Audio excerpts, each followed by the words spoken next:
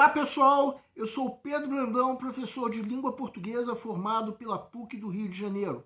Começa agora mais uma videoaula do nosso canal Português Papo Cabeça. Em primeiro lugar, inscreva-se no nosso canal para não perder nenhuma das nossas próximas videoaulas e ative o sininho para receber todas as notificações. Essa é a terceira aula efetiva sobre a redação do Enem, em que nós vamos abordar a terceira competência avaliada pela banca: a capacidade de o candidato selecionar, organizar e interpretar fatos, opiniões e argumentos em defesa de um ponto de vista. Para tanto, é necessária a leitura prévia do material didático, que pode ser acessado clicando-se no link que se encontra na descrição da videoaula. Para quem quiser conferir, o texto 1 é a redação da vestibulanda Luísa de Souza Mamed, de Goiânia, para a prova mais recente do Enem, enquanto que o texto 2 é a arte final da página da prova, em que veio a proposta de redação junto com os textos motivadores. Uma coisa que muitos de vocês já devem ter percebido ao longo dessas videoaulas é que a redação do Enem é de fato uma tarefa difícil. E essa redação que nós estamos analisando tirou nota máxima. Mas é fácil da gente pressupor que ela chegou no dia da prova com um repertório bem intenso de práticas, de exercícios e por aí vai.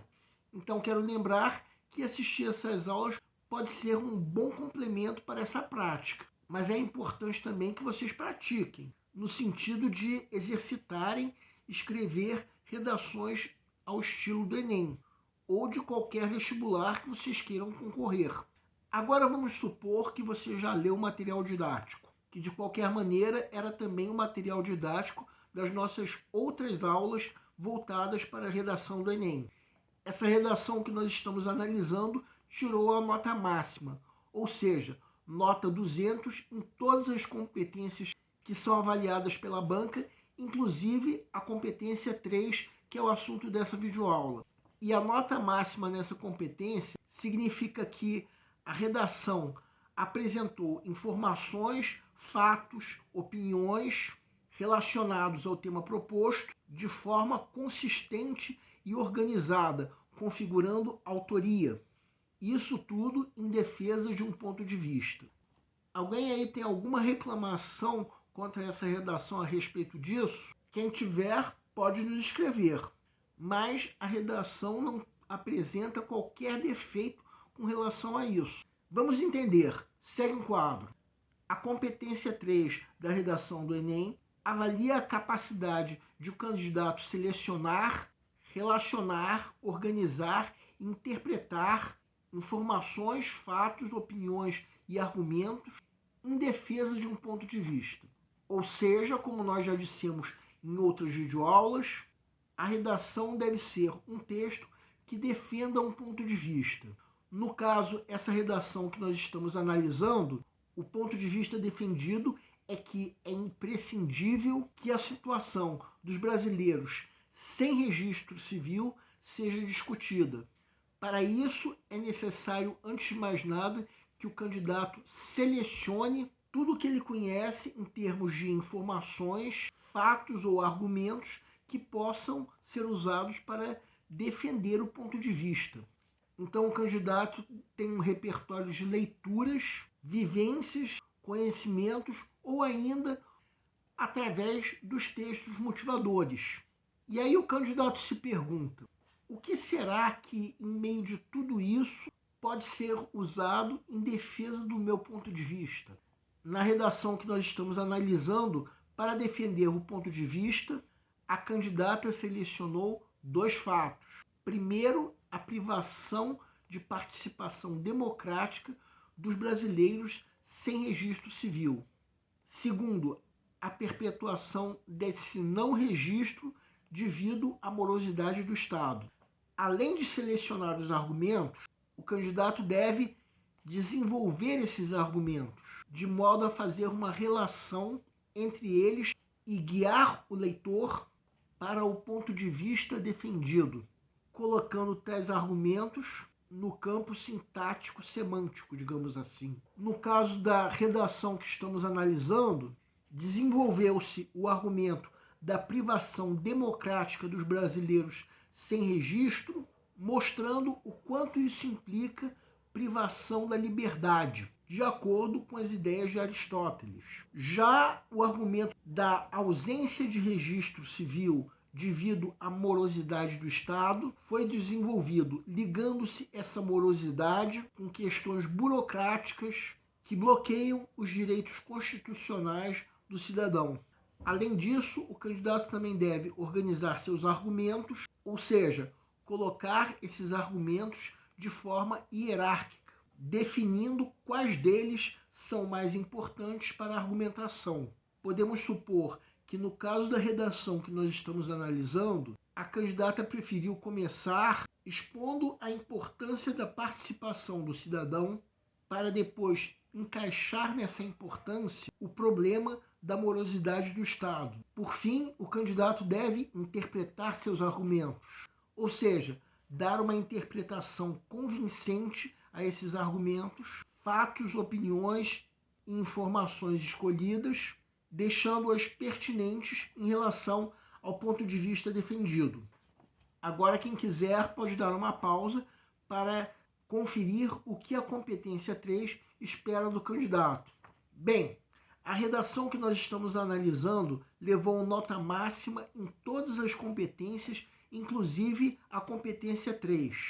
Ou seja, apresentou um projeto de texto estratégico, bem como um desenvolvimento de fatos, argumentos, além de informações em todo o texto. A redação não apresentou nenhuma falha séria nesse sentido, bem como teve um projeto de texto estratégico. Se a redação apresentasse um pequeno número de falhas nesse sentido, mas mesmo assim o projeto de texto fosse estratégico, a pontuação nessa competência cairia para 160.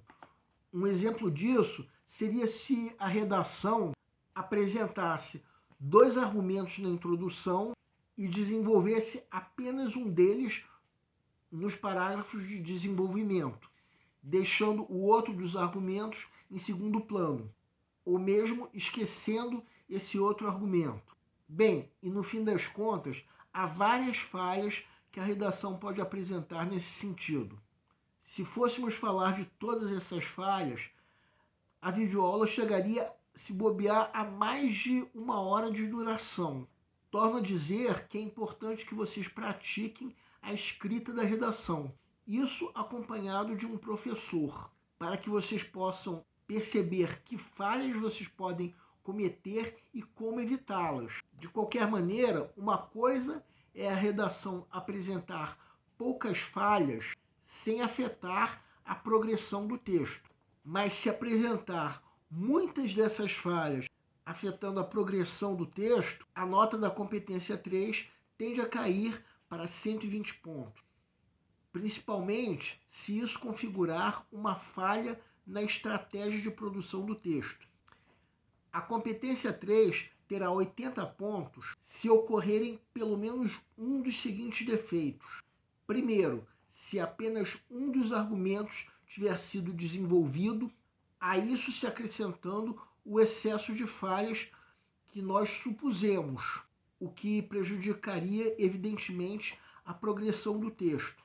Segundo, se o texto da redação apresentar uma contradição grave, que é o que ocorreria na redação que nós estamos analisando, se, por exemplo, se o texto desse muita importância a um argumento que falasse contra o ponto de vista defendido, de que é imprescindível a discussão da situação do brasileiro sem registro civil. Se, por exemplo, um parágrafo falasse sobre a extrema necessidade de se discutir a questão da maioridade penal, apresentando fatos que deixassem a entender que se trata de uma questão mais relevante do que o registro civil, ocorreria essa contradição. E por isso a redação não teria mais do que 80 pontos nessa competência. A nota da competência 3 cai para 40 pontos se ocorrer um dos seguintes erros. Primeiro, o erro de tangência, de que nós falamos na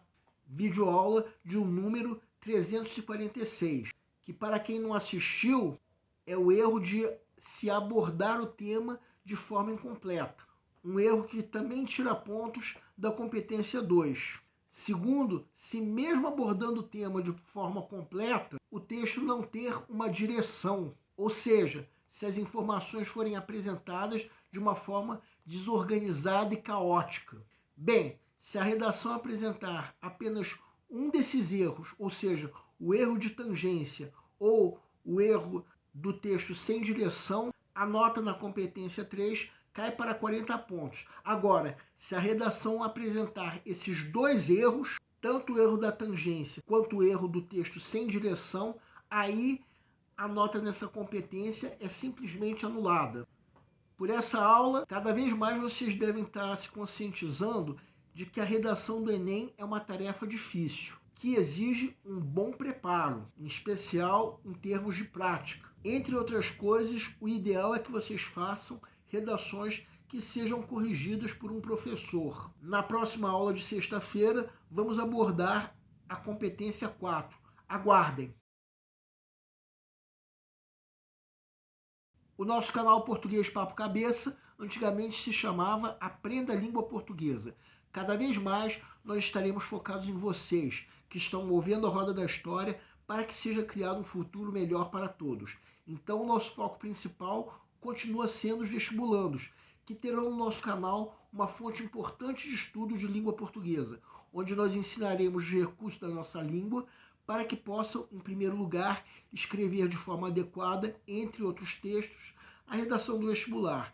Em segundo lugar, para que possam interpretar textos de forma adequada, não apenas numa prova de vestibular ou concurso, mas também na leitura de textos que ajudarão vocês a se manterem atualizados. Cada vez mais, nós teremos no nosso canal um Papo Cabeça. Ensinaremos nossa língua sim, mas de forma a estimular a inteligência que nasceu dentro de vocês e que precisa ser estimulada.